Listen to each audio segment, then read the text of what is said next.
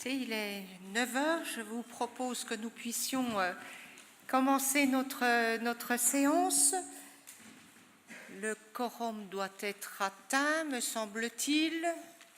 Oui.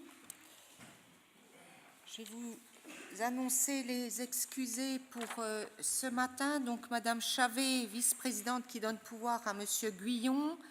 Madame Chasserie, qui donne pouvoir à Monsieur Nappé. Il est là, Rémi? Je ne le vois pas. Ils vont arriver. Il y a peut-être eu un petit peu de difficulté l'une ou l'autre de nos entrées de Besançon. Donc est excusé Monsieur Roy, président de la Chambre de commerce et d'industrie territoriale du Doubs. Vous avez sur table différents documents que nous aurons l'occasion de décrypter un petit peu plus tard dans la séance. Donc le rapport d'activité des services de l'État que Monsieur le Préfet viendra présenter à 10h30. Donc au vu de l'avancée de nos travaux, nous arrêterons notre assemblée, nous reprendrons ce rapport et ensuite nous reprendrons sans doute après le déjeuner les différents rapports de cette assemblée plénière. Le rapport d'activité du département du Doubs 2016, et puis le rapport concernant l'Observatoire départemental de la protection de l'enfance sur l'activité 2016. Donc tous ces rapports feront l'objet d'une présentation pour certains d'entre eux. Il me faut désigner le secrétaire de séance. Je vous propose Thierry Maire du Pozet, qui doit accepter, et nous aussi nous sommes d'accord à l'unanimité. Pas de problème, Thierry? Parfait, très bien. Donc je disais, Rémi, que tu avais le pouvoir donc de Marie Chasserie.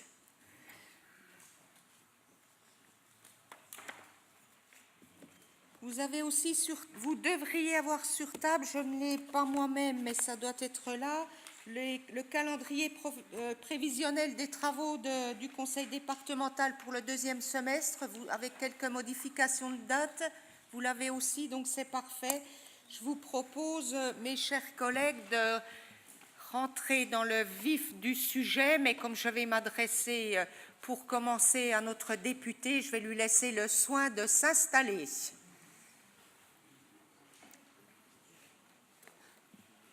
Ne cours pas. Certains ministres en courant dans une autre assemblée s'étaient cassé la jambe il y a quelques années en arrière. Je ne voudrais pas qu'il t'arrive la même chose.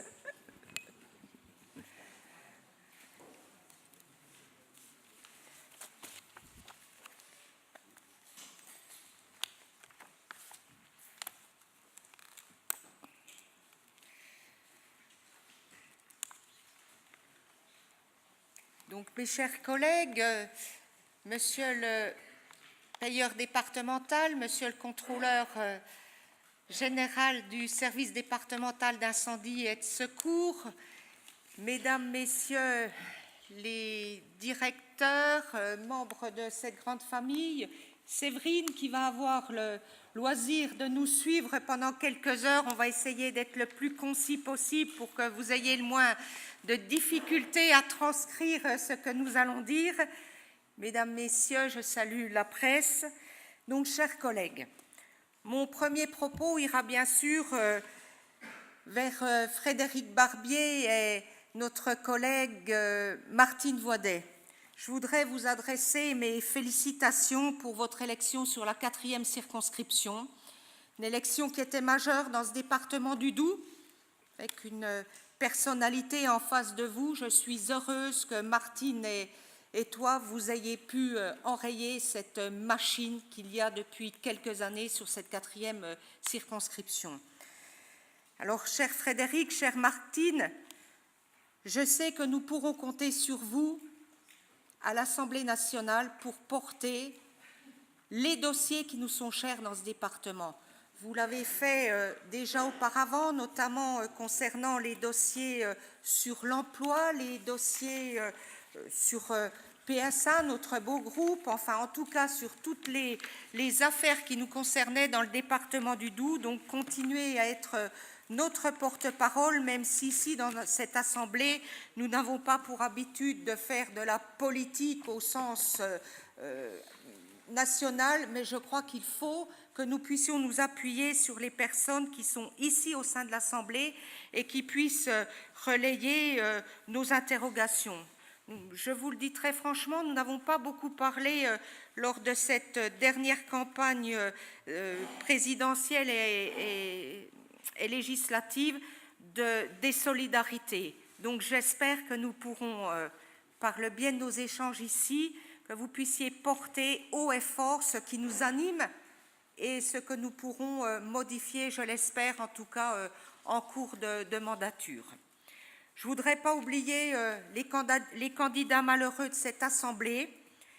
Je salue l'investissement, ils ont fait une très belle campagne. Il en est ainsi, les urnes ont parlé. Et puis je pense aussi aux 4 autres députés du Doubs qui ont été élus et que j'ai félicités. Alors Frédéric Martin, avec vos collègues élus, nous saurons compter sur vous. Soyez le relais de cette Assemblée. Alors aujourd'hui, pour entrer dans le vif du sujet, nous sommes réunis autour d'un ordre du jour assez dense et stratégique. Vous l'avez vu, la lecture des différents rapports montre bien la transformation opérée dans la collectivité pour aller vers CAP 25.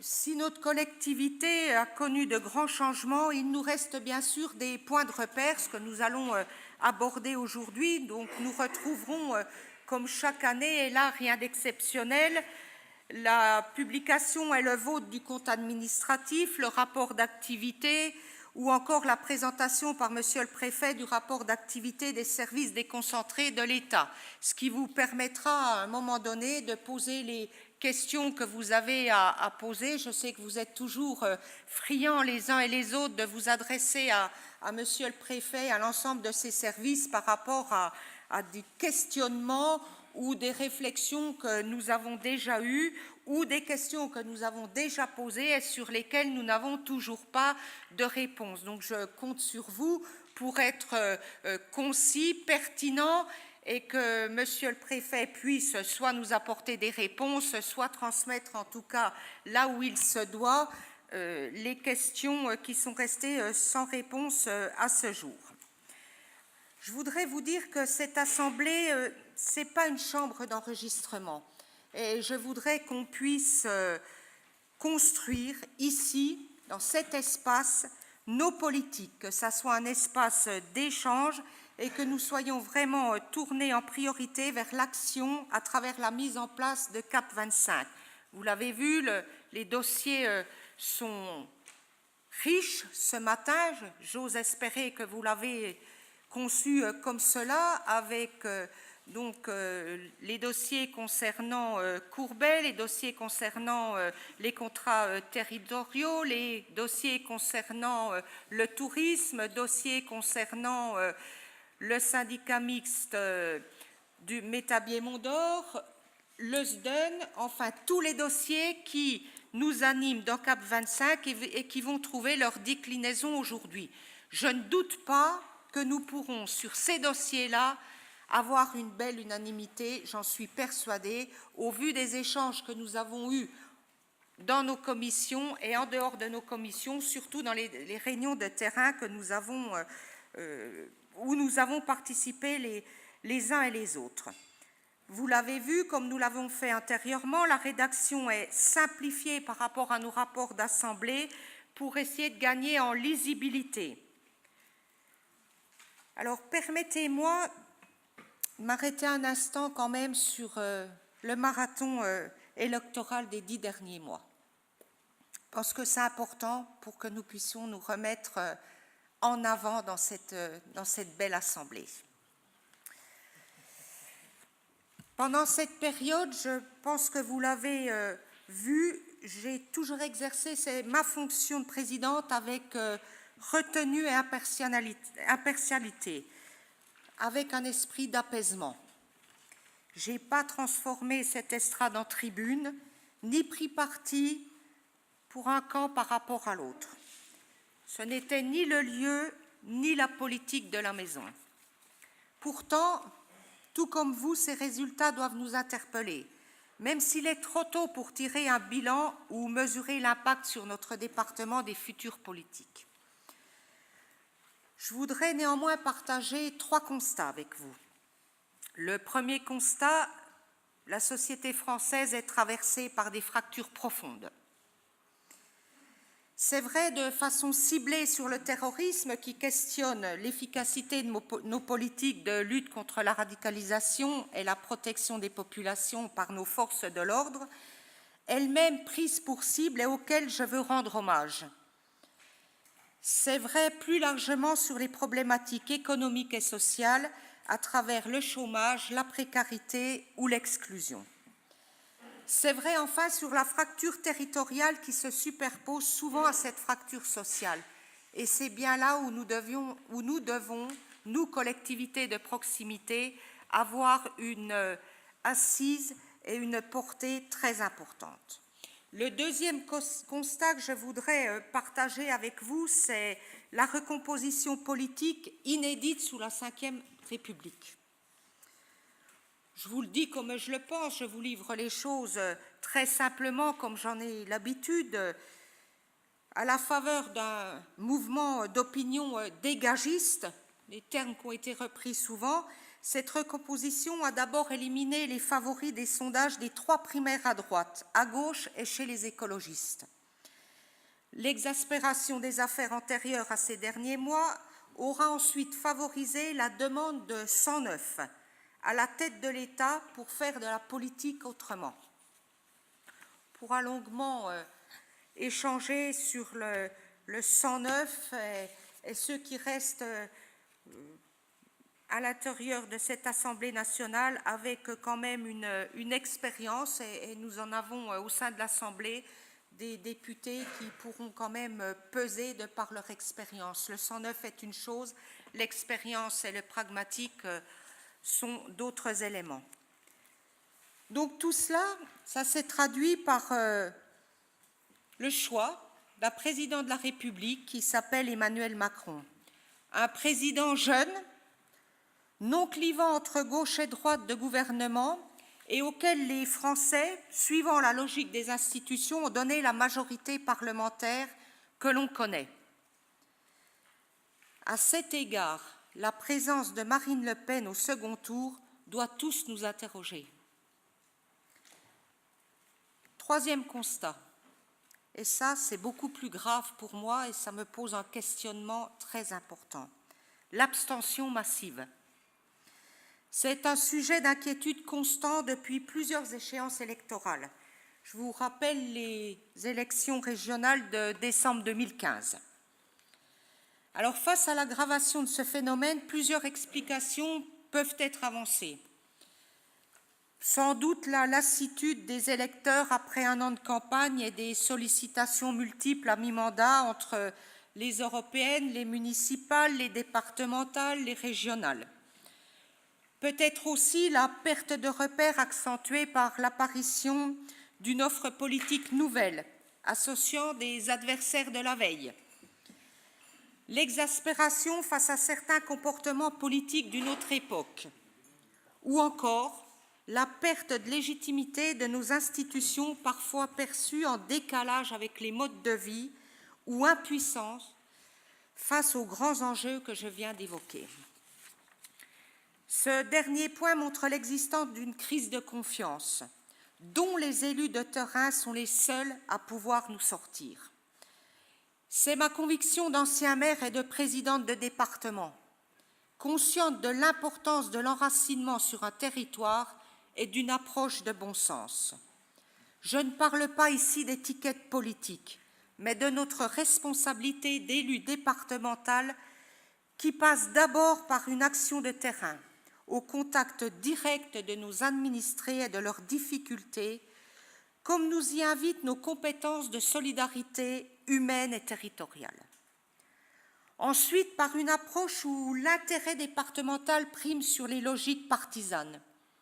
C'est ce qu'on appelle le travail par projet ou une approche constructive comme je l'ai pratiqué en montant dans la minorité et comme je m'y emploie aujourd'hui comme présidente.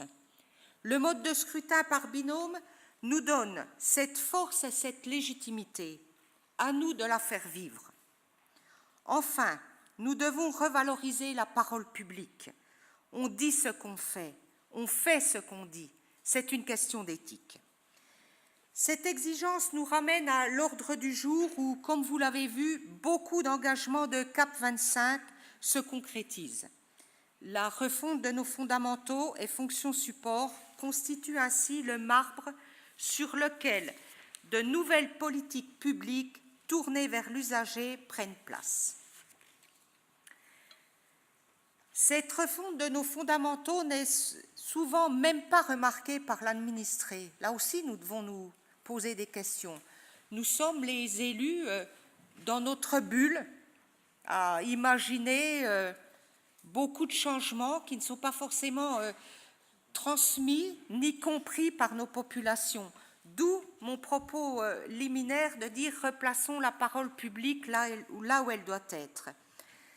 Surtout que pour eux, ils ne voient pas la discontinuité du service public, puisque nous l'assurons le plus possible et ça n'affecte pas le fonctionnement normal des collectivités. Alors, c'est un petit clin d'œil, c'est un peu comme le canard sur l'eau. On a l'impression qu'il avance tout seul, même par fort courant contraire. Et pourtant, on sait combien sont efficaces les battements de ces pattes sous l'eau qu'on ne distingue pas. Je nous mets un petit peu en situation. Alors certes, nous ne sommes pas sous l'eau, nous sommes bien sur l'eau, mais nous devons avancer avec nos propres éléments. Alors cette refonte, elle est pourtant nécessaire pour faire face à différentes choses.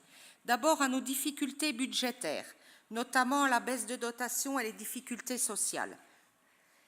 À notre cadre budgétaire CAP 25, pas de hausse d'impôts, 320 à 350 millions d'euros investis sur le mandat et une dette maîtrisée. Mais aussi pour remplir nos missions de solidarité, tenir nos objectifs budgétaires et décliner nos politiques CAP 25. Je vous rappelle le pacte de responsabilité de 2014, qui nous a déjà fait perdre de CA à CA 21 millions d'euros en DGF, auxquels s'ajoutent 8,5 millions en 2017. La dégradation de notre épargne brute illustre bien notre situation. Cet indice diminue de 12,5% au CA 2016. C'est la conséquence d'un effet ciseau entre la baisse de nos recettes de fonctionnement, une première, et la hausse maîtrisée de nos dépenses de fonctionnement à 0,9%. Bien sûr, et je veux le souligner, nous avons aussi matière à positiver. Parce que certes, il faut faire un constat, mais il faut évoquer ce qui marche. Notre niveau d'épargne brute s'établit dans des ratios normaux à 52,4% d'euros. Nos dépenses de personnel, charges générales et charges financières diminuent. Ces économies de gestion montrent un travail en profondeur sur la structure départementale. Enfin, la hausse de 0,9% de nos dépenses de fonctionnement illustre notre capacité à maîtriser la progression naturelle de ces dépenses estimées à 1,45%. Cette hausse s'explique surtout par l'augmentation de nos interventions de solidarité. Par exemple, sur le RSA, avec 4,6 millions d'euros supplémentaires, ou l'autonomie avec 2,2 millions supplémentaires en APA. Je pourrais ajouter la part non compensée des réformes et normes de l'État, comme la loi d'adaptation de la société au vieillissement ou les hausses de points d'indice.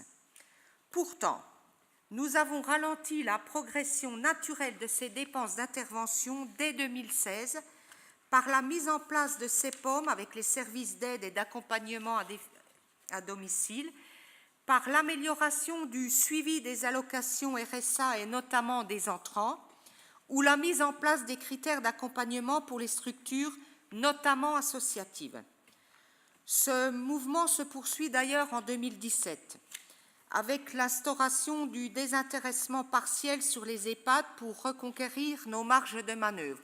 Je sais que ça posé questionnement et que nous allons sûrement, lors de cette séance, évoquer la position de différents EHPAD. Ça sera là aussi l'objet, me semble-t-il, d'échanger entre nous. Toutes les EHPAD ne sont pas au même niveau et j'ai été vous avez attiré mon attention par rapport à différents secteurs. Je pense, Claude, à ton intervention en séance et d'autres élus de la majorité qui nous ont fait remonter d'autres informations. Nous pourrons, je l'espère, vous donner une explication et une intervention qui devrait pouvoir relater tout ça de par le lissage déjà que nous avons effectué et sans doute sur une modalité un petit peu différente aussi. Et puis, nous avons aussi la contractualisation pluriannuelle d'objectifs et de moyens avec les services polyvalents d'aide et de soins à domicile. Nous persévérons dans notre avance sur l'aide au maintien à domicile en lien avec l'ARS afin de garantir l'accès à ces services sur l'ensemble du territoire en maîtrisant les coûts. Nous avons une réunion assez intéressante avec l'ARS.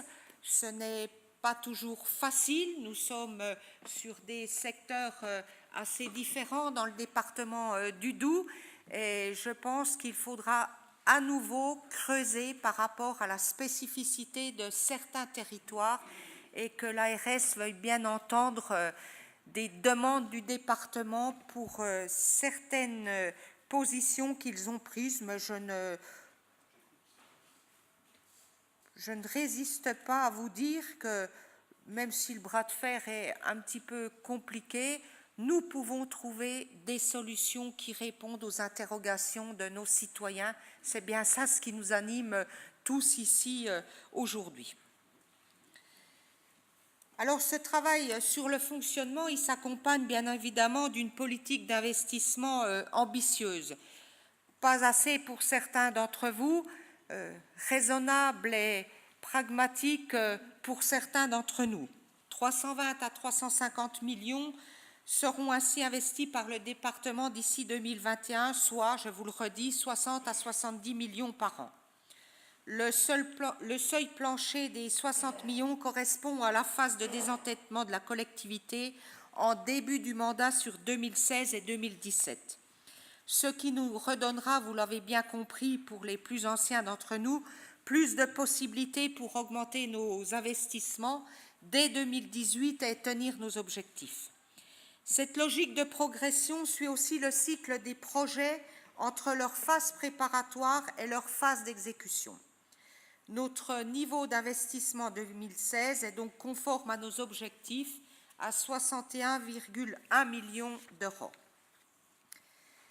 Sa diminution par rapport au CA 2015 participe à la diminution de notre encours de dette de 273,4 millions à 265,4 millions. Cette dynamique se poursuit en 2017, dès cette première décision modificative. Les 12,3 millions d'euros du résultat de l'exercice 2016 iront exclusivement à la diminution de l'emprunt auxquelles viennent s'ajouter nos principales recettes de DM. 1,8 million de majoration de dotation en raison de la requalification du Doubs en département rural, c'est une nouveauté, et 1 million d'euros de fonds d'urgence pour les départements confrontés à des forts enjeux sociaux. C'est une position que nous n'avions pas puisque nous ne faisions pas partie des 40 antérieurement. Je sais que par rapport à cette position du département, vous allez nous proposer ou nous suggérer autre chose. J'entends déjà le propos que vous allez nous tenir, mais c'est bien normal. Et si vous avez des positions et des propositions, peut-être même que nous pourrons nous retrouver quelque part. Donc, au total, nous proposons de diminuer de 15 millions d'euros le recours à l'endettement. C'est le principal enseignement de cette DM et qui montre la sincérité de nos provisions au BP. Concernant la structure de la dette, je ne veux pas mettre à nouveau le fer dans la plaie. Vous savez tous combien cette dette chère à un taux moyen supérieur à 3%, déséquilibrée en faveur des taux fixes et contractée en quelques années sur 15 ans, nous handicape. Nous avons engagé dès 2015 une renégociation de cette dette auprès de nos financeurs. Je remercie notre vice-président aux finances pour son travail. Merci à toi, Philippe. Des économies ont pu être réalisées, notamment avec la Caisse des dépôts. Mais cette deuxième négociation n'a pas permis de conclure des accords avantageux. Donc, d'autres moyens permettent d'améliorer encore la maîtrise de notre endettement. Je pense à nos outils de prévision budgétaire qui doivent permettre d'estimer avec exactitude nos besoins réels en financement. À cet effet, la présentation du compte administratif 2016 montre des taux de réalisation conformes à nos moyennes de ces dernières années, soit 96,7% en fonctionnement et 85,1% en investissement. Je vous avoue là que nous pourrions sans doute faire mieux. Ces chiffres montrent notre sincérité budgétaire et notre capacité de réalisation. Je souhaite maintenant améliorer nos prévisions d'investissement dès 2018 par la généralisation de la pluriannualité budgétaire. Vous l'avez remarqué, un grand toilettage des autorisations de programme et d'engagement devenues sans objet a donc été engagé. Ce travail important, commencé en 2016, se poursuit en DM1 où plus de 14 millions d'AP sont supprimés. Dans le même temps, les objectifs chiffrés de CAP 25 sont positionnés en AP et en AE. Je veux remercier la Direction générale et la Direction des finances pour cette approche budgétaire au plus près des besoins qui améliore notre visibilité financière. Monsieur le directeur général, Madame la directrice des finances, transmettez à l'ensemble de vos services nos remerciements. Ce travail de précision budgétaire s'accompagne dès 2016 d'une restructuration des services du département, appelée CAPORG, pour concourir à la mise en œuvre de CAP 25. Nous en avons déjà largement parlé lors d'une séance. Nous avons d'abord dû mettre en conformité avec les modes de gestion des effectifs publics en positionnant chaque agent sur un poste, puis redéployer des postes en fonction des besoins. Je pense par exemple au renforcement de la protection de l'enfance l'été dernier. Il y avait un besoin, nous avions échangé en séance et cela est fait. Tout ce travail amont, jusqu'à la mise en œuvre effective au 1er avril dernier, aboutit à la présentation d'un tableau actualisé des 1902 postes de la collectivité, soit 1900 postes liés à la réorganisation des services à effectifs constants, comme nous nous étions engagés. Plus 2 postes ciblés sur la problématique enfance confiée de la direction territoriale des solidarités de Besançon suite aux négociations syndicales de ce printemps. Je vous rappelle que nous avions mandaté Philippe Pichery, directeur de cabinet, donc pour travailler dans ce sens. Cette réorganisation est importante pour la collectivité. C'est un dossier extrêmement complexe qui a été très bien mené. De nouvelles directions ont été créées pour plus de transversalité et de proximité. La recherche de mutualisation permet d'intégrer les problématiques de coûts sans nuire au service. Une attention particulière sera accordée à couvrir au maximum nos besoins de montée en compétences par la formation.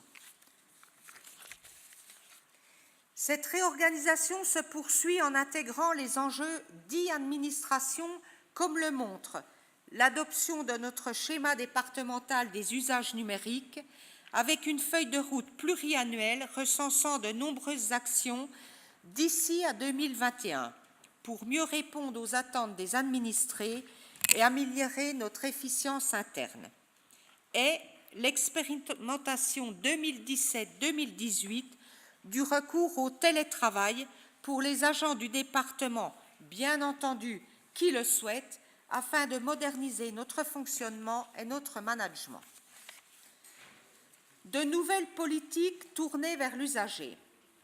Cette refonte de l'appareil départemental est nécessaire au déploiement des politiques publiques tournées vers l'usager comme prévu dans CAP 25. C'est d'autant plus nécessaire que la loi NOTRe a provoqué de nombreux changements courant 2016 avec la perte de la compétence générale, le transfert de notre compétence transport, la mise en place d'un nouvel environnement institutionnel avec la révision du schéma de coopération intercommunale, la fusion de nombreuses communes et la création de grandes régions. Le département est à jour dans l'application de la loi. Nous n'en poursuivons pas moins les démarches actées le 8 décembre dernier en commission locale d'évaluation des ressources et des charges transférées. Selon les termes de cet accord financier, la région s'est engagée à reprendre au 1er septembre 2017 l'activité, les salariés et les actifs matériels et immobiliers de la Régie départementale des transports dans une SPL dédiée à la mobilité. Pour permettre ce transfert, le département doit procéder à la dissolution de son établissement public au 1er septembre. Cette dissolution figure donc à l'ordre du jour. Cet acte formel ne se fait pas sans pincement au cœur quand on sait l'excellence de ce service départemental dont on peut dire qu'il était une marque de savoir-faire de notre collectivité. Mais nous devons évoluer et nous devons faire les choses comme il se doit. S'ajoute à cela le transfert des agents du service transport à la région au 1er septembre prochain, toujours en application de la loi NOTRe. J'en profite pour remercier l'ensemble des agents de la Régie départementale des transports et du service transport pour leur investissement et former le souhait qu'ils puissent continuer à offrir le même niveau de service dans leur nouvelle structure. La loi NOTRe nous a considérablement mobilisés ces 18 derniers mois afin de développer des politiques de proximité efficientes et partagées avec nos partenaires, qu'il s'agisse aussi bien d'insertion économique dans le champ des solidarités sociales que d'une approche territoriale concertée avec le bloc communal ou encore de l'amélioration de l'activité territoriale.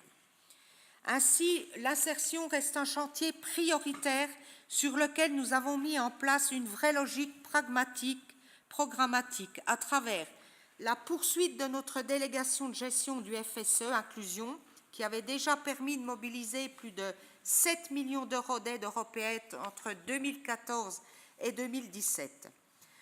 Cela permettra de financer les politiques d'insertion par l'économie qui seront coordonnées par la création d'une instance réunissant entreprises, partenaires publics et privés de l'emploi. Ce dispositif vise à renforcer l'insertion économique. Le département du Doubs agit ici en sa qualité de chef de file des solidarités sociales pour développer une politique d'insertion territorialisée à l'écoute des besoins des entreprises. Le département, également chef de file des solidarités territoriales, agit pour la réduction de la fracture territoriale. Cette mission historique du département explique notre lien très fort avec le bloc communal. CAP 25 souhaite faire évoluer notre engagement sur les territoires vers une relation partenariale basée sur les besoins exprimés par les territoires. Nous avons concrétisé cette intuition par plusieurs démarches. De nombreux déplacements terrain au contact des élus. Et je voudrais remercier ici toutes celles et tous ceux qui m'ont accompagné ex qualité par rapport à vos différentes missions. La maîtrise d'ouvrage du schéma départemental d'amélioration d'accessibilité aux services publics depuis septembre dernier, à laquelle nous avons associé les élus locaux. Nous avions encore la semaine passée le 3e COPIL. Une présence auprès des communes en difficulté après les dégâts assurés par les orages de juin dernier. Sans y être aucunement tenus, nous avons voté une aide exceptionnelle de 500 000 €, augmentée aujourd'hui en DM à 700 000 € pour apporter une aide dégressive selon le montant des travaux et les capacités financières de la commune. Dans cette logique d'équité territoriale, 33 communes bénéficient ainsi d'un soutien financier pouvant aller jusqu'à près de 150 000 € pour la commune de Mion, par exemple. Enfin, la création d'une conférence des exécutifs annuels avec les présidents de PCI et l'exécutif départemental, qui se réunira d'ailleurs le 5 juillet, essentiellement sur les futurs contrats de territoire effectifs en 2018, sur la politique de l'eau à améliorer sous l'effet des transferts de la compétence GEMAPI. Nous en entendons tous parler dans nos EPCI et aussi, bien entendu, dans les communautés d'agglo. Tout cela pour 2018 et la compétence eau et assainissement en 2020. J'ai cru entendre que sur certains territoires, ils souhaitaient prendre la compétence dès 2018.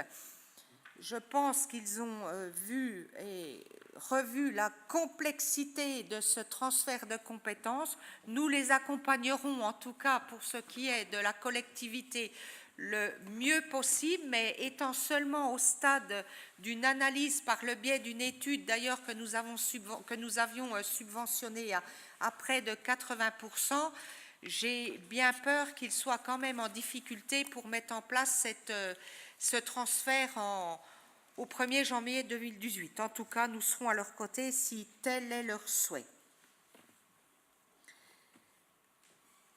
Ensuite, les contrats territoriaux qui remplaceront les dispositifs actuels de soutien aux projets locaux par des contrats à l'échelle de territoire pour tenir compte de nouveaux contextes territoriaux, rapprocher nos politiques de l'administré et favoriser une approche pluriannuelle, soit de 2018 à 2021 pour cette première édition. Ces contrats, vous l'avez vu, intégreront l'ensemble de nos compétences propres et déléguées: entretien des routes, collèges, solidarité humaine, déploiement du numérique, environnement et bien d'autres sujets. Nous retrouvons l'exigence de proximité voulue par CAP25.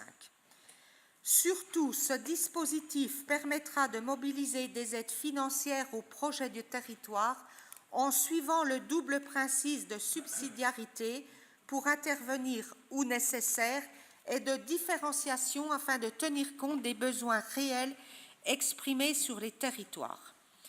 Ce contrat permettra ainsi d'établir un diagnostic partagé des besoins pour éviter les saupoudrages et favoriser une complémentarité des actions à la recherche d'économies d'échelle. Les projets inter-EPCI seront ainsi encouragés par une bonification du financement départemental. Une enveloppe globale de 50 millions de 2018 à 2021 sera ainsi dédiée au projet du bloc communal, en partie pour soutenir les opérations respectant les priorités du département, en partie pour financer des projets d'intérêt local. Je sais que nous allons beaucoup échanger par rapport à ce dossier, en tout cas sur le positionnement des critères qui seront retenus, et vous l'avez compris que c'est lors de notre session du mois de septembre que nous affecterons les moyens et les montants après consultation donc sur le terrain et après la commission du 5 avec les présidents de PCI pour avoir un échange qu'il soit en direct. Si nous posons aujourd'hui les bases, nous n'affecterons pas aujourd'hui les montants ni les taux exacts. Nous avons besoin d'échanger avec nos collègues des EPCI et je n'oublie pas, bien entendu, les agglomérations. En dehors de notre chef de fila sur les solidarités, le département s'investit également sur ses compétences partagées et notamment sur l'attractivité territoriale. Je remercie d'ailleurs notre collègue Pierre Simon, également président du CDT, pour son investissement sur ce sujet. À cet égard, la réforme territoriale a largement transformé le paysage touristique en créant de nouveaux offices de tourisme intercommunaux couvrant l'ensemble du territoire. Une grande concertation a été également engagée entre régions, départements et EPCI pour décider du champ d'intervention de chacun. Je sais que ça pose question par rapport à certains domaines. Là aussi, lors d'un rapport, je pense que nous pourrons échanger sur ce sujet et nous positionner en fonction des textes qui doivent être respectés. Je vous l'ai dit depuis le début, le département a respecté et mis en ordre la loi, et ceci depuis le mois de janvier 2017. Donc la concertation avec l'ensemble des différents partenaires devra intégrer au schéma régional de développement économique, d'innovation et d'internalisation le résultat de nos échanges. L'enjeu est autant la place du département qu'un traitement équitable des infrastructures touristiques de Bourgogne-Franche-Comté. Parmi elles, on trouve bien sûr le syndicat mixte du Mont d'Or. Je vous avais promis un point d'étape sur ce sujet avant l'été. Nous y sommes. Nous confirmons nos remarques de décembre sur l'étude des prochains investissements au BP 2018, notre souhait d'associer d'autres investisseurs et notre volonté de revenir sur la couverture automatique par le département du déficit du budget de fonctionnement. Surtout, nous prenons acte des transformations du secteur touristique sur le Haut-Doubs avec de nouveaux offices intercommunaux et une coopération renforcée que nous appelons de nos vœux. Afin de poursuivre en ce sens, je crois indispensable de construire un contrat de destination cohérent et unique, regroupant tous les acteurs locaux de la région aux EPCI, éligibles aux aides européennes et nationales et comprenant le syndicat mixte du Mont d'Or. Nous aurons un rapport tout à l'heure et vous aurez là aussi toute possibilité d'échanger par rapport à ce dossier qui est important pour le développement des territoires et l'attractivité de notre département. S'il est nécessaire d'agir de façon concertée, le département ne perd pas pour autant toute initiative, surtout quand il s'agit de nos outils de valorisation du territoire. C'est l'objet du rapport sur le bicentenaire de la naissance de Courbet en 2019. Courbet est à la fois une figure locale et notre meilleur ambassadeur puisqu'il a fait connaître nos paysages dans le monde entier. En nous saisissant de ce bicentenaire, c'est une impulsion nouvelle pour le pôle Courbet et un coup de projecteur national que nous souhaitons donner. Notre projet serait d'organiser une exposition de très grande envergure sur le territoire avec un commissaire de l'exposition exceptionnel en la personne d'Henri Loirette, ancien directeur du Louvre. À côté, nous ouvririons une résidence d'artistes dans l'atelier même de Courbet où des peintres contemporains pourraient se confronter aux peintres du réalisme. Nous commencerions en 2019 par M. Ming, artiste de grande renommée et qui acceptait le principe. D'autres suivront. Plus largement, ce bicentenaire sera l'occasion d'une approche globale sur le pays et pôle Courbet en lien avec le développement touristique du territoire et son image de marque. Cet immense travail montre notre volonté d'agir. Derrière, c'est toute une dynamique que nous portons avec des retombées positives sur le territoire départemental dans son ensemble. D'autres chantiers sont à venir pour aller au bout de notre démarche d'adaptation du département aux enjeux. C'est le cas de l'organisation même de notre assemblée départementale. Le 25 septembre prochain, je vous proposerai de redécouper les périmètres de nos commissions héritées de nos anciennes prérogatives et qui doivent s'adapter. On ne peut pas changer un projet départemental, changer une organisation et nous rester sur notre précaré. Donc, le 25 septembre, nous aurons une séance spécifique pour cette réorganisation. Bien entendu, mes chers collègues, nous échangerons largement en amont pour que chacun puisse participer aux modalités qui seront mises en place le 25 septembre. Cette logique participe à améliorer la lisibilité de l'action départementale comme nous nous étions engagés. Toujours dans cette optique de lisibilité, nous allons mettre en place dès cet été une lettre mensuelle sous format numérique. Je fais le clin d'œil à ceux qui nous l'ont demandé. Tout ne se fait pas en un jour, mais nous avançons maintenant qu'il y a une équipe renforcée au sujet de la direction de la communication. Donc cette lettre mensuelle sous format numérique, elle sera destinée aux élus locaux afin de renforcer nos liens. Nous l'appellerons D'où êtes-vous ? Où tout le monde sera bien sûr destinataire. Donc ça sera une première destination.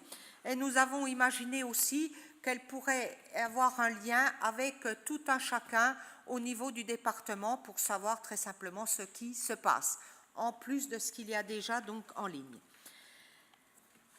Pour conclure, je sais que j'étais très longue, j'ai pris un petit peu de temps, mais j'ai voulu essayer dans les propos liminaires, rassembler les nombreux rapports que nous allons examiner aujourd'hui. Je voudrais remercier Philippe Pichery pour sa précieuse collaboration. Il n'est pas là aujourd'hui, il nous a quittés pour une belle promotion, puisqu'il est devenu président du département de l'Aube. Donc, je lui présente les félicitations de l'Assemblée. Je voudrais remercier à cet instant mon chef de cabinet, Christian Morel, avec l'ensemble de son équipe qui assure depuis des semaines l'absence donc d'un directeur de cabinet. Et j'aurai le plaisir donc de vous présenter officiellement à la CP du 10 juillet l'arrivée du successeur donc de Philippe Pichery en la personne donc de Vincent Jacquet qui prendra ses fonctions le 3 juillet. C'est un personnage un peu atypique qui vient du monde du sport, qui sait franchir non seulement les haies, rouler autour d'une piste, sortir de la piste, monter des montagnes et savoir se stabiliser sur certains terrains. Il a aussi eu une expérience des collectivités. Il était tout jeune quand je l'ai rencontré ici dans les années 2000. Il est encore très jeune. Il est de notre département. Il connaît bien ses institutions et les collectivités. Il veut se mettre au service de notre collectivité. Donc, nous le découvrirons le 10 juillet lors de notre réunion permanente. Voici, mes chers collègues, les propos liminaires que je souhaitais vous faire part. Je n'ai pas évoqué l'ensemble des problématiques, des difficultés que nous avons au niveau national, international. C'est de façon récurrente que nous abordons tous ces sujets. J'ai voulu que nous nous concentrions au regard des dossiers importants de cette assemblée départementale avant de partir en vacances. Je vous remercie de votre attention. Et je passe la parole à notre collègue Martine Voidet. Madame la Présidente, mes chers collègues, alors tout d'abord, merci pour votre mot chaleureux en début de séance. Et je voudrais citer également Éric Alauzet, qui a été l'un des nôtres, qui a longtemps siégé dans notre Assemblée, dans ses félicitations. Donc en 2015, vous avez fait, je serai beaucoup plus brève ce matin que vous l'avez été. En 2015, vous aviez fait le choix de dérouler un budget qui avait été préparé par d'autres, par nous en l'occurrence avec Claude Jeannereau, sans mettre à profit l'opportunité offerte par les décisions modificatives pour dérouler sans tarder les promesses que vous aviez prises, que vous aviez faites devant nos concitoyens. Face à notre impatience, vous nous aviez clairement indiqué qu'il nous faudrait attendre 2016, année qui constituerait le premier budget construit sous votre pleine et entière responsabilité, le budget fondateur de cette nouvelle majorité. Autant dire que l'examen de ce compte administratif est un rendez-vous important. Il exprime en effet votre stratégie financière. Il permet de vérifier la sincérité ou pas du budget primitif et il renseigne sur la mise en œuvre du projet que vous avez pris. Votre stratégie budgétaire et votre projet reposaient sur 3 piliers que nous partagions pleinement. La pause fiscale, la maîtrise de l'endettement et, je reprends vos termes, la priorité forte à l'investissement. C'était à la page 9 du rapport 602. Si vous cochez les 2 premières cases, vous conviendrez que ce n'est pas franchement le cas de l'investissement. Vous l'avez dit, on peut faire mieux d'ailleurs dans votre propos. Cet investissement que nous jugeons assez sacrifié puisqu'il représente désormais moins de 14% des dépenses totales. Alors que vous aviez prévu 68,2 millions d'euros au budget primitif, ce qui était déjà assez peu, ce sont seulement 61,1 millions que vous avez réalisés. Les principales victimes sont les collèges, mais même les routes qui faisaient votre fierté lors du BP et que vous brandissiez en étendard ne sont pas épargnées. 25 millions d'euros inscrits, 22 millions engagés. Il y a loin de la concrétisation, de l'affichage à la concrétisation. Nous comprenons d'autant moins cette chute de l'investissement que ce que nous pressentions lors du budget primitif est avéré aujourd'hui. En effet, vous aviez bâti vos prévisions avec une extrême prudence et nous ne vous en faisions pas le reproche, le contexte en effet l'imposait. Mais on peut collectivement faire le constat que les dépenses ont été moins importantes que prévu, alors qu'à contrario, les recettes ont été plus dynamiques que ce qui était attendu. On a donc un effet qui était plutôt bénéfique. Ainsi, en fonctionnement, sur les seuls secteurs des solidarités, de l'insertion et des ressources humaines, ce sont 11,2 millions d'euros de dépenses en moins, dont 3,8 sur le RSA. En recettes, les droits de mutation ont rapporté 2,5 millions supplémentaires. Nous avions inscrit 52 millions au BP, nous avons perçu 54,5 millions. Moins de dépenses, plus de recettes, cela a permis un excédent qui aurait pu, au moins pour partie, être injecté au service de l'économie. Vous avez fait le choix de l'affecter en totalité à la réduction des emprunts. Rendez-vous compte, vous avez pu vous passer d'une recette de 16 millions d'euros inscrite au BP en empruntant seulement 6 contre les 22 qui étaient prévus. Vous allez désormais avoir du mal à convaincre nos partenaires que le département est à l'os et qu'il ne dispose d'aucune marge lorsque votre compte administratif témoigne du contraire puisqu'il dégage un excédent de clôture de 12,3 millions et que l'épargne brute s'élève aujourd'hui à 52,4 millions d'euros contre 34,8 prévus au BP et que nous bénéficions dans cette DMA d'une recette supplémentaire de l'État de 2,5 millions. Ces éléments objectifs devraient vous conduire, Madame la Présidente, à ne pas aborder cette DMA sous le prisme exclusivement financier, au risque de transformer notre collectivité en un établissement de gestion, et à ne pas adopter une vision dogmatique qui confondrait dette utile avec surendettement, à ne pas sombrer dans le culte du zéro dette qui conduit à une austérité préjudiciable à la fois à l'activité économique, mais aussi à l'attractivité de notre territoire. Vous avez vu, la renégociation de la dette a connu ses limites et je répète que ce taux voisin de 3% était aussi le meilleur, le plus intéressant après des consultations au moment où les emprunts ont été réalisés. Je crois que les choix que nous avions faits étaient aussi des choix responsables, les choix qui étaient dans l'intérêt de la collectivité à ce moment-là pour un investissement qui a été fort. Privé de la compétence économique, le département peut demeurer un acteur économique majeur s'il choisit une voie équilibrée entre investissement et désendettement. Et l'investissement, je le répète, est à nos yeux nécessaire. C'est la proposition que nous vous faisons, répartir l'excédent pour moitié sur le désendettement et pour moitié sur l'investissement. Voilà une proposition très concrète. J'entends votre réponse. On se désendette, on investira à nouveau en 2019. Vous nous avez beaucoup parlé de 2018-2019.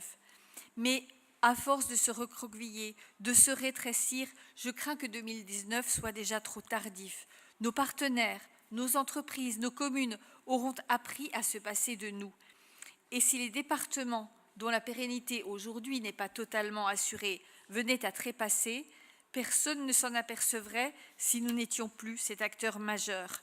on ne va pas mourir en bonne santé financière. Je crois qu'il faut montrer notre utilité vraiment dans tous les domaines où nous en avons la possibilité. Nous voulons et nous vous invitons à rester un département offensif et dynamique, acteur de son développement. Au-delà des moyens financiers que vous y consacrerez ou pas, cela suppose d'avancer dans la mise en œuvre de votre projet. Et cela ne semble pas toujours le cas. J'en veux pour preuve certains des rapports que vous nous soumettez durant cette séance. Le rapport 102 qui parle du handicap, au contrat d'objectifs et de moyens avec l'ADAPI, arrivé à échéance au 31 décembre 2016, devait succéder un CEPOM au premier semestre 2017. Il est repoussé au 1er janvier 2018.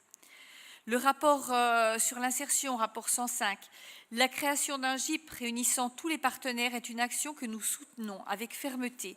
Mais vous l'avez déjà annoncé lors des OB de 7 novembre 2016, répété lors du BP en décembre. Les termes de la délibération, à la page 9, que je cite, le Conseil départemental prend acte des démarches engagées auprès des partenaires susceptibles d'intégrer le processus de constitution d'une instance de coordination départementale et donne mandat pour poursuivre la structuration de cette organisation, témoigne que cette idée, pourtant bien séduisante, demeure à l'état de réflexion et de gestation. S'agissant de la station de Métabier-Mont-d'Or, c'est le rapport 204, vous l'avez évoqué, mais le rapport que vous nous soumettez nous annonce un peu qu'il n'y a pour l'instant rien de bien nouveau sous le soleil. On est toujours dans la consultation, la recherche de partenaires, la recherche de nouveaux équilibres, et vous nous dites que vous reviendrez nous consulter ultérieurement. Le rapport 302, c'est le pôle Courbet. Il y a une réelle ambition et la volonté de franchir une nouvelle étape avec quelque chose d'intéressant. Mais on n'a pas de plan de financement dédié et vous nous renvoyez à l'automne prochain dans l'attente d'un projet stabilisé, je cite. Autant d'exemples qui donnent parfois le sentiment de piétiner, de faire du surplace. Et nous attendons vraiment, véritablement, que les intentions et que les affichages se transforment en actes. Par ailleurs, afin de nous permettre de prendre les décisions en toute connaissance de cause, nous avons besoin de plus de clarté dans l'exposé des décisions. Et j'illustrerai cette demande par 2 exemples précis. L'indécision pour le collège de Bedoncourt depuis bientôt 2 ans. Nous n'avons toujours pas la lisibilité attendue. Et puis la suppression des aides aux offices du tourisme qui n'a pas fait l'objet d'une délibération. Les aides ont diminué et on ne sait pas d'où vient ce choix. Vous devez également tenir un langage de vérité, même, je dirais, surtout sur les dossiers sensibles. Je pense tout particulièrement à la nouvelle réorganisation des aides aux communes, c'est le rapport 401. Cette réorganisation des aides, elle demeure floue. Est-ce que le département sera encore le premier partenaire ? Nous n'en sommes pas certains et nous sommes même inquiets, mais nous y reviendrons dans le cours du débat avec vraiment la volonté que les communes restent maîtres de ce qu'elles veulent faire sur leur territoire, de leur politique. Parce que finalement, à force d'impulser trop les politiques départementales comme moteur pour déclencher les aides, on risque de créer une uniformité et de priver l'autonomie des élus locaux. Je pense aux routes également qui ne disposent encore une fois d'aucun rapport, ce qui en dit long sur le décalage entre le discours, les promesses qui étaient celles de la campagne et ce qui se traduit dans les actes. Il faut pouvoir dire que les promesses qui avaient été faites ne pourront être tenues et que dans les orientations politiques que nous avions initiées en la matière, nous avions sans doute raison. Le temps aujourd'hui est à des mobilités plus durables. Il n'est plus forcément aux 2 fois 2 voies et aux déviations partout. Madame la Présidente, soyez une gestionnaire moderne et avertie en ne confondant pas nécessaire rigueur et mortifère austérité. Bannissez les processus dilatoires et velléitaires qui freinent la mise en œuvre de votre projet. Avec le langage de la clarté et de la vérité, inscrivez-vous dans un mode de gouvernance ferme qui reste ouvert, attentif et bienveillant.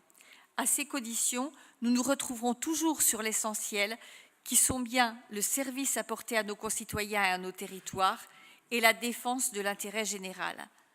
Dire ce qu'on fait et faire ce qu'on dit, disiez-vous dans votre propos liminaire. Certes, vous avez consacré beaucoup d'énergie, beaucoup de travail à une réorganisation interne avec des effets sur le service rendu à l'usager que vous venez de rappeler. Mais nous attendons vraiment de voir les grands engagements de votre projet concrétisés dans les faits.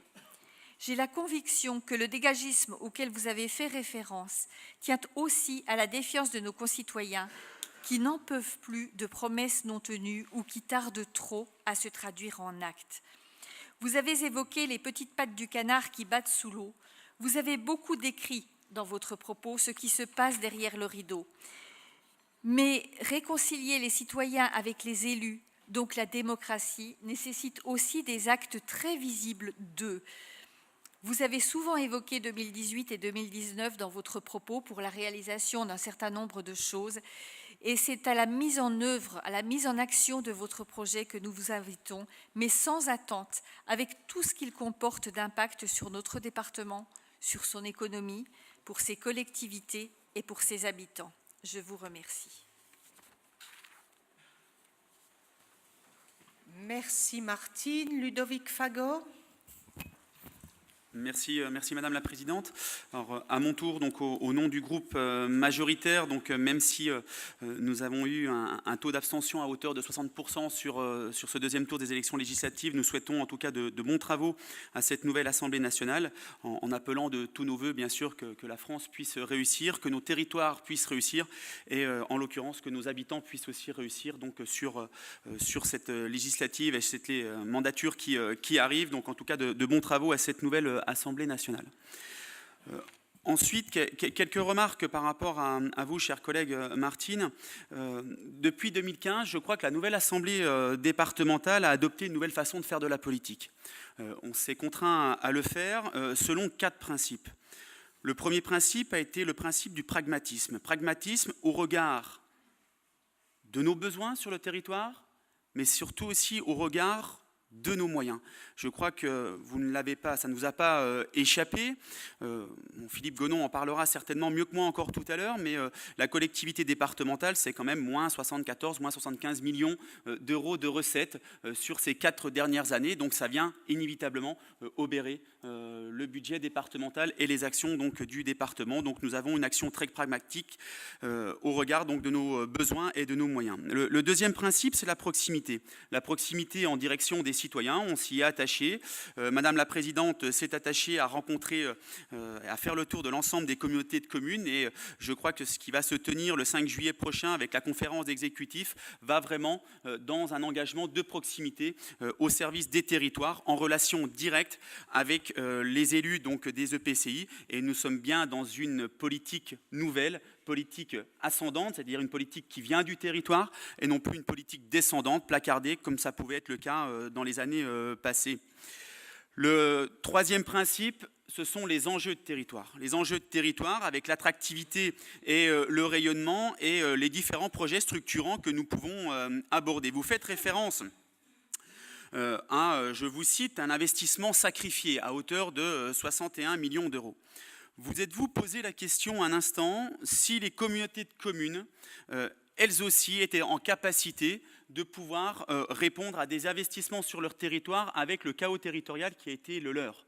Notamment avec ces regroupements de communautés de communes, on s'aperçoit au quotidien que les EPCI ne sont pas à ce jour, en tout cas, totalement prêts, puisqu'elles sont dans une réorganisation totale, ce qui a engendré aussi l'arrêt ou en tout cas la maîtrise de certains dossiers d'investissement.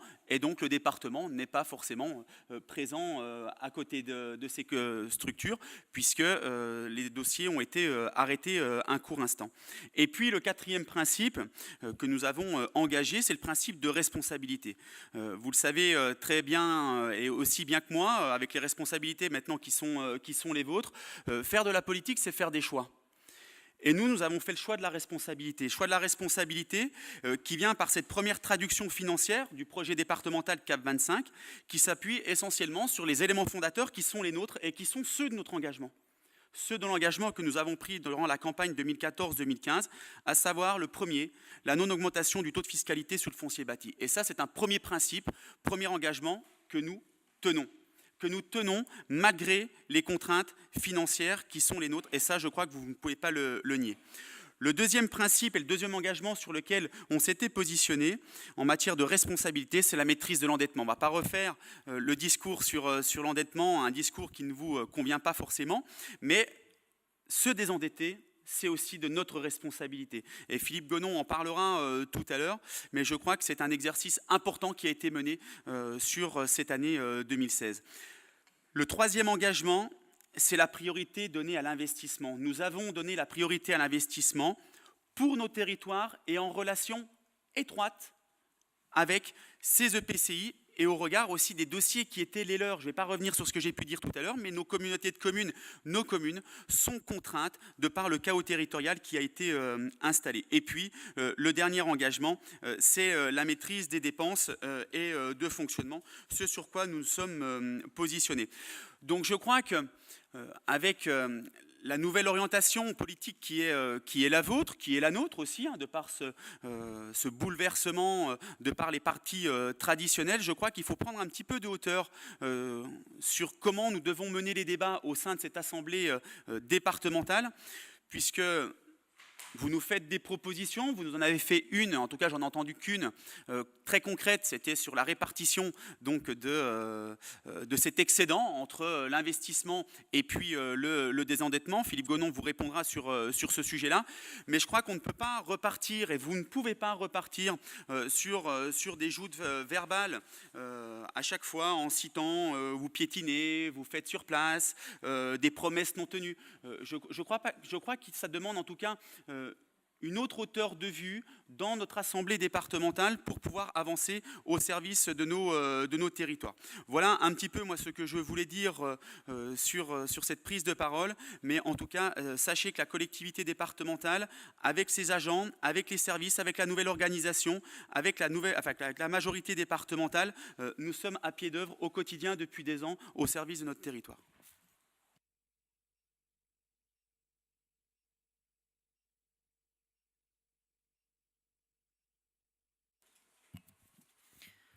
Oui, Madame la Présidente, chers collègues, je souhaitais également réagir et finalement compléter les propos de notre collègue Ludovic Fagot sur les points précis que Martine Voidet a bien voulu aborder dans son propos liminaire.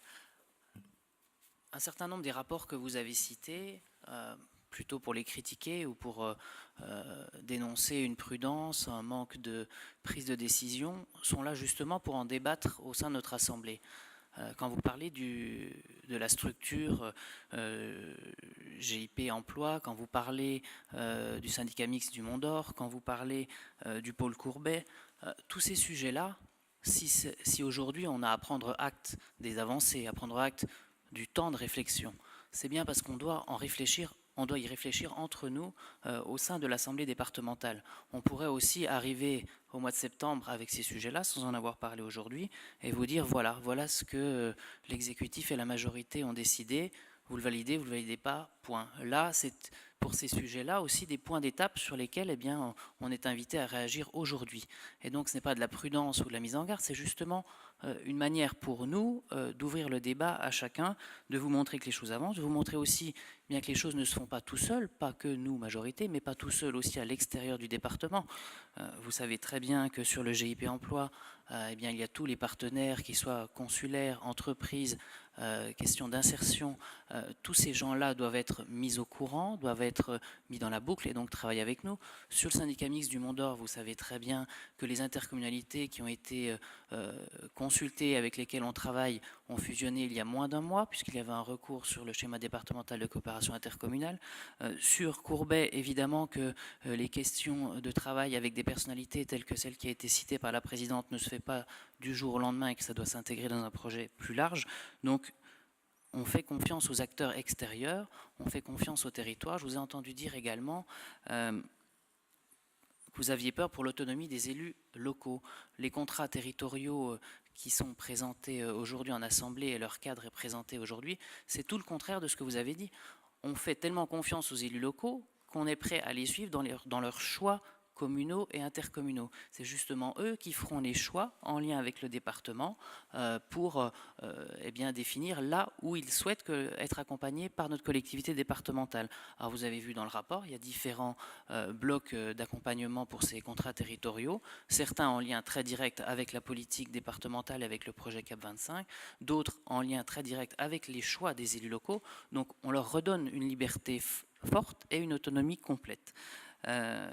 Concernant enfin les routes, eh bien, il n'y a pas de rapport en assemblée départementale et le vice-président en charge des routes pourra sans doute réagir s'il le souhaite, mais on a défini des axes, on a défini un budget.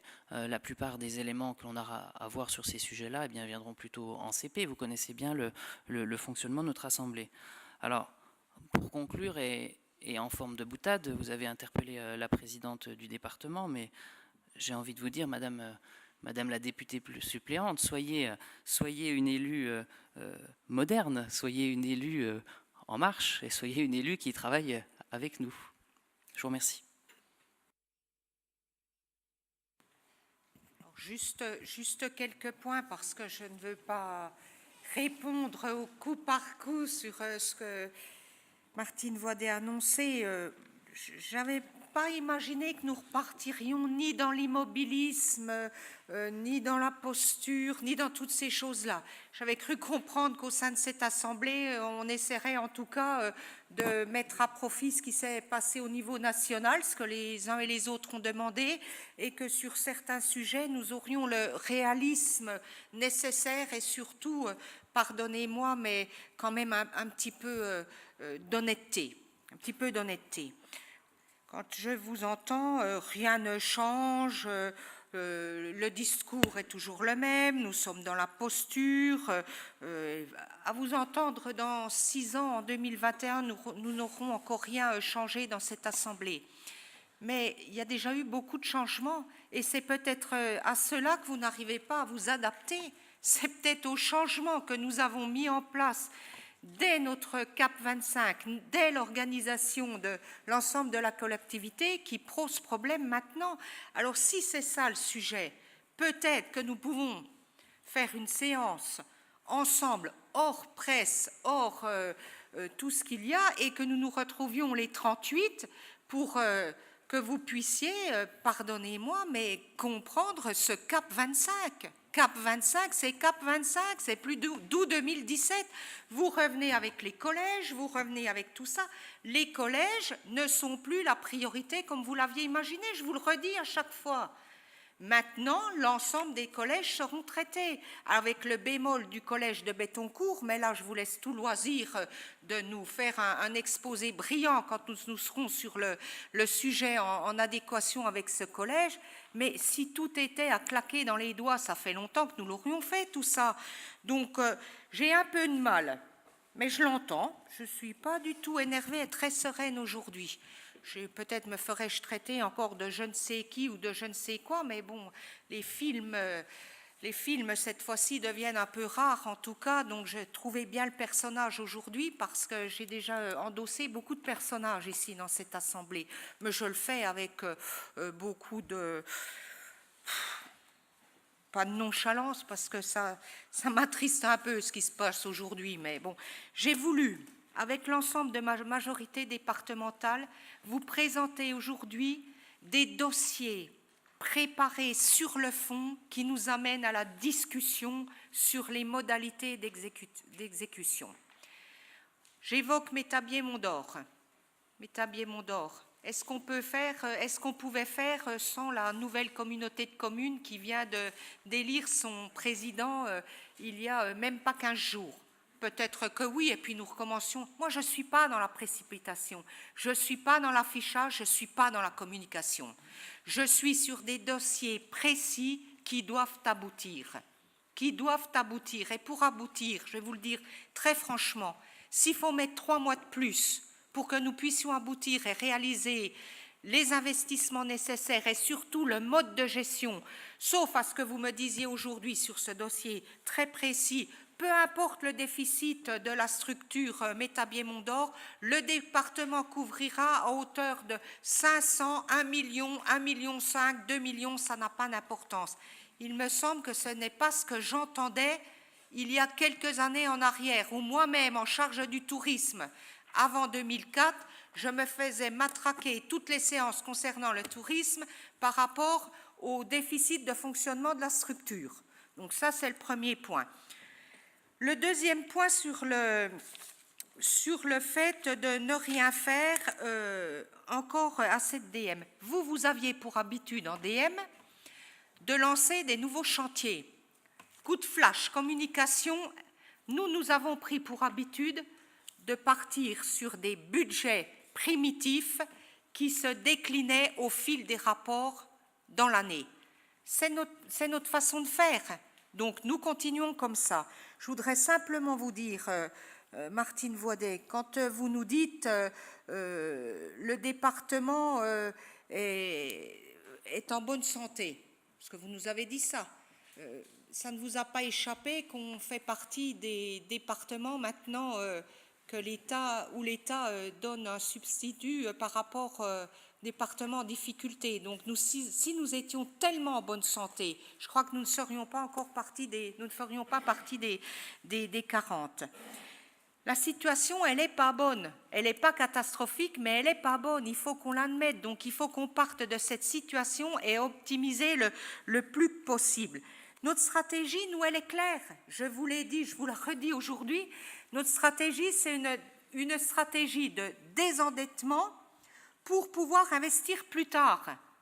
Alors oui, 2015, ce n'était pas notre budget. 2016-2017, oui, ce sont nos budgets. Budget qui est réaliste et nous avons appliqué ce que nous avons pu faire. Je vous rappelle quand même que dans de nombreux domaines, notamment le domaine des routes, nous sommes partis avec, pardonnez-moi, je ne mets personne ici en cause, encore moins l'administration, mais nous étions secs par rapport à des dossiers. Enfin, on ne fait pas des dossiers de voirie en claquant sur les doigts quand on n'a pas un minimum d'études liminaires et un minimum de cofinancement. Les cofinancements avec l'État, les cofinancements avec la région, les cofinancements avec les fonds européens. Vous le savez très bien, Martine Voidet, vous êtes maire d'une commune depuis aussi longtemps que moi. Et pour monter un dossier, il faut 5 ans. Il faut 5 ans. Nous sommes loin des 5 ans. Et au bout des 5 ans, c'est un autre bilan que celui d'aujourd'hui que je vous proposerai. Acceptez simplement qu'au vu de la situation, au vu de la réglementation qui a beaucoup évolué, au vu de ce qui s'est passé au niveau national et international, on puisse prendre le temps nécessaire pour réussir. Alors oui, nous ne sommes pas dans la précipitation, mais je ne peux pas vous laisser dire qu'on n'a rien fait. Je ne peux pas vous laisser dire qu'on n'a rien fait quand même. Ou alors vous allez dans un autre département que le nôtre et on ne visite pas les mêmes voiries. Partout, on est en chantier partout pour l'instant. Alors est-ce que le fait de mettre plus d'argent, est-ce qu'il faut mettre plus d'argent sur des systèmes différents pour avoir un effet d'affichage, ou faut-il consommer l'argent à bon escient par rapport à des nouvelles techniques et faire ce que nous avons à faire? Baladez-vous sur le département. Pour venir de Charquemont à Besançon, j'ai 4 déviations ce matin. 4 déviations. Et il paraît qu'à partir de ce soir, il faudra que j'en prenne une 5e. Mais peu importe. Je reprendrai l'ancienne départementale et je passerai par Nancray, c'est pas un problème. Mais arrêtez de vous arc-bouter sur des choses que nous faisions avant, que vous faisiez avant. Soyez simplement sur des dossiers forts. On a des dossiers forts aujourd'hui. Les contrats territoriaux. Affoler les maires aujourd'hui et le bloc communal par rapport aux dossiers territoriaux. Je les avais la semaine passée encore à mes côtés. Je fais chaque semaine des visites sur le terrain. Mais les élus, ils sont contents et le 5 juillet, ils vont me dire la présidente ou la Christine, parce que c'est plutôt comme ça qu'ils ont l'habitude de me dire, nous, c'est là-dessus qu'on veut aller. Donc, on va pas bloquer un cadre. On reprend l'ensemble de nos compétences dans la lisibilité et ensuite ils vont s'approprier. Vous avez vu que le montant était quand même de 50 millions d'euros. Alors si à 50 millions d'euros, on abandonne complètement le bloc communal, regardez un petit peu dans les autres départements limitrophes ce qui s'y passe, en fonction des aides aux collectivités, en fonction des différents syndicats. Et puis pour les syndicats, le département a bien pris une note que quand il y a un syndicat, il y a un syndicat. Et certes, nous faisons partie d'un syndicat, mais il y a d'autres membres dans ces syndicats. Et c'est ensemble qu'on doit décider. Alors certes, le département apporte sa vision. Nous le faisons dans le biais de Syndicat Mondor. Il ne vous a pas échappé que nous faisons une vraie proposition d'un contrat unique. Il ne vous a pas échappé que nous souhaitions modifier les statuts. Il ne vous a pas échappé que nous ne voulions pas couvrir à l'infini le déficit de fonctionnement. Enfin, ça sont quand même des propositions. Vous sortez des éléments de rapport ponctuels pour nous dire que nous ne faisons rien. Alors, ce n'est pas très sympathique de votre part, mais je suis sûre que nous allons nous retrouver quand nous serons dans l'échange dossier par dossier. On a des ambitions, oui, on a des ambitions. Moi, j'en ai marre, je vous le dis, d'entendre le même discours depuis 2 ans. Et vous ne pouvez pas dire que nous sommes restés statiques depuis 2 ans. Ou alors, vous n'avez pas vu la loi NOTE, vous n'avez pas vu la baisse des dotations, vous n'avez pas vu ce qui se passait au niveau de l'intercommunalité, vous n'avez pas vu ce qui se passait dans vos communes, vous aussi dans vos communes, vous avez fait différemment. Mais pardonnez-moi, l'échelle d'une commune, c'est un petit peu différent que l'échelle d'un département, avec des textes qui nous arrivent et que nous devons mettre en place, qui ne sont pas souvent favorables, où nous n'avons pas de recours par rapport à ça, et acceptez-le avec nous. Acceptez-le. La seule proposition que vous avez faite, Ludovic Fargo l'a repris, investissez pour moitié et mettez le reste pour faire diminuer la dette. Mais la dette, si nous ne la faisons pas diminuer maintenant, nous ne pourrons pas, quand nous arriverons, vous savez, les courbes, à un moment elles se rejoignent, nous n'arriverons plus à investir le moment venu. Donc oui, il faut serrer la vis maintenant. Et les entreprises, elles ne sont pas en manque de travail, me semble-t-il. Elles ne peuvent pas abonder sur les différentes demandes. On se retrouve dans la même spirale que nous avons eue il y a quelques années en arrière, trop de demandes des collectivités au même moment, avec un manque de personnel et un manque de matériaux. Aucune entreprise, pour l'instant, n'est en difficulté par rapport au cahier des charges requis là. Bien au contraire, sur les grandes entreprises, et d'ailleurs, je pense que notre ami et collègue Frédéric Barbier pourra là aussi nous aider par rapport à PSA. Nous en parlions encore avec monsieur le préfet sur ces recrutements il y a plus de 1000 personnes à recruter. Nous n'arrivons pas à le faire, déjà même à l'endroit de PSA. Donc, quand il faudra le décliner en plus sous les sous-traitants de premier et deuxième op, tu connais bien le sujet, Frédéric, je crois que tu t'y es déjà beaucoup engagé. Donc, ce n'est pas un problème de montant des travaux, c'est pas un problème de montant des travaux. Je crois que c'est un choix que nous avons fait. Moi, je vais rester sur la position qui est la nôtre. Au fil des dossiers, s'il y a un dossier sur lequel, quand même, je voudrais répondre là tout de suite parce qu'il m'agace celui-ci avec les offices de tourisme. On a donné 2 fois déjà la réponse. Je n'ai peut-être pas été assez claire, peut-être que le lundi matin ou en commission permanente, je n'ai pas le langage suffisamment clair. Je vous rappelle simplement que la nouvelle loi NOTRe donne compétence aux EPCI la gestion des offices de tourisme. 2015, nous avions abondé le budget. 2016, la loi NOTRe date quand même du 7 août 2015. 2016, pas de budget concernant les offices de tourisme. Vous l'avez vu aussi, quid à cet instant-là? Au vu de la non-transmission des informations alors même qu'ils étaient informés, nous avons fait de façon ponctuelle une aide à tous les offices de tourisme sur 2016, en leur précisant bien que c'était de façon exceptionnelle, puisque ce n'était plus de la compétence des départements, mais des EPCI.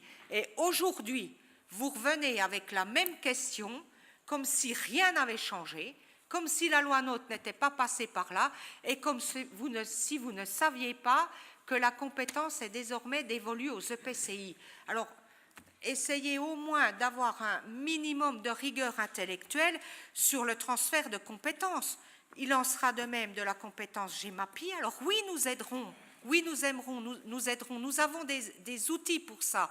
Nous avons des outils qui sont l'ADAT, nous avons l'AMO au sein du département et nous avons d'autres structures qui pourront répondre à ces interrogations. En tout cas, moi je vous le dis très sincèrement, je reste non seulement optimiste, pragmatique et sûre qu'à la fin du mandat, parce que c'est là qu'on nous jugera, ce n'est pas au fil de l'eau avec des communications et des mises en pratique qui ne changeront jamais cette fois-ci, puisque vous avez pris votre ligne de conduite et vous nous direz jusqu'à la fin du mandat ce que vous faisiez avant, c'était parfait, ce que vous avez décidé de faire, ça ne l'est pas, donc moi j'en prends acte, mais très simplement, je veux qu'on continue, en tout cas avec la majorité départementale, et vous sur certains dossiers, si vous voulez bien nous rejoindre et prendre en compte que la loi a changé, que les temps sont différents, que nous puissions travailler avec le bloc communal, ça vous ne pouvez pas en douter, c'est le fer de lance de notre programme 425. Donc voilà, c'est quelques mots pour vous répondre. Après, au fil des dossiers, nous nous exprimerons et vous nous direz les solutions que vous apportez à l'instant T par rapport à la situation à l'instant T, qui ne doit pas être différée, antérieure ou postérieure à des positions qui ne sont pas tangibles, en tout cas à ce moment où je vous parle. Mais pas de procès d'intention, en tout cas de ma part. J'avais pensé que cette séance, elle se déroulerait autrement. On repart comme d'habitude, mais les dossiers peut-être nous feront avancer, en tout cas, je l'espère. Il est 10h30. Il nous faut accueillir maintenant Monsieur le Préfet. Donc je ne coupe pas la discussion puisque nous reviendrons après sur les autres dossiers. Donc je vous propose qu'on accueille Monsieur le Préfet pour le rapport d'activité des services de l'État. Je crois que j'ai oublié de mettre au vote le procès de la session du 27 mars. Est-ce qu'il y a des oppositions, des abstentions? Je n'en vois pas, donc il est validé. Et je propose que pendant 2 minutes, nous puissions changer la configuration de l'exécutif pour accueillir Monsieur le Préfet.